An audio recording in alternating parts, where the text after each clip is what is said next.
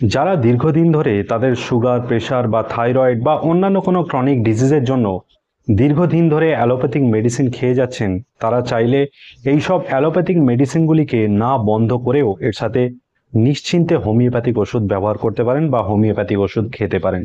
কিন্তু সেটা অবশ্যই একটা নির্দিষ্ট অন্তর রাখতে হবে বা নির্দিষ্ট দূরত্ব রাখতে হবে।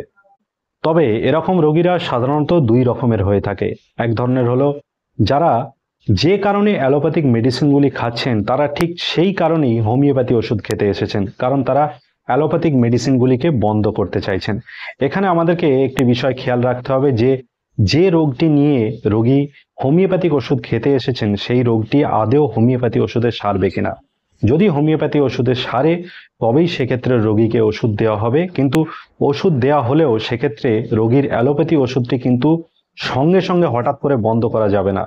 রোগী কেমন থাকে সেটার উপরে পর্যবেক্ষণ করে রোগীর অ্যালোপ্যাথি ওষুধগুলোকে ধীরে ধীরে এক্ষেত্রে বন্ধ করতে হবে। আরও এক ধরনের রোগীদের দেখা যায় যারা অন্য কোনো একটি কারণে অ্যালোপ্যাথিক মেডিসিন খাচ্ছেন এবং অন্য কোনো একটি কারণে হোমিওপ্যাথিক মেডিসিন খেতে এসেছেন।